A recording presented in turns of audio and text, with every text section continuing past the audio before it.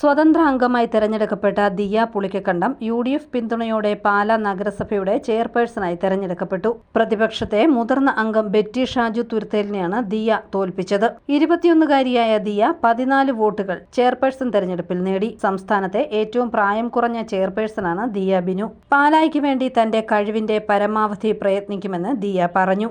Pala municipal കൗൺസിലിലെ ചെയർപേഴ്സണായി തിരഞ്ഞെടുക്കപ്പെട്ട ദിയ ബിനു പുളിക്കക്കണ്ടം എന്ന ഞാൻ നിയമാനുസരണം നടപ്പാക്കിയ ഇന്ത്യൻ ഭരണഘടനയോട് യഥാർത്ഥമായ വിശ്വാസവും കൂറും പുലർത്തുമെന്നും ഭയാശങ്കയോ മമതയോ വാത്സല്യമോ വിദ്വേഷമോ കൂടാതെ ഞാൻ എൻ്റെ ഔദ്യോഗിക കർത്തവ്യങ്ങൾ യഥാവിധിയായി വിശ്വാസ്യതയോടും എൻ്റെ പരമാവധി കഴിവും അറിവും വിവേചന ശക്തിയും ഉപയോഗിച്ചുകൊണ്ട് നിർവഹിക്കുമെന്ന് ഈശ്വരനാമത്തിൽ സത്യപ്രതിജ്ഞ ചെയ്യും.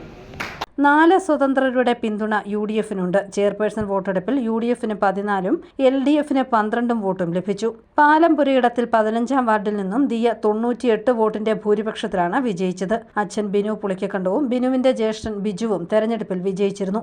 മുരിക്കുംപുഴ 13-ാം വാർഡിൽ 94 വോട്ടിന് ബിജുവും പരിപ്പൻകുന്ന് 14-ാം വാർഡിൽ 140 വോട്ടിന് ബിനു പുളിക്കക്കണ്ടവും ജയിച്ചിരുന്നു. 2 പാർട്ടികൾക്കും തനിച്ച് ഭരിക്കാൻ ഭൂരിപക്ഷമില്ലാത്തതിനാൽ സ്വതന്ത്രരുടെ തീരുമാനം നിർണായകമാവുകയായിരുന്നു.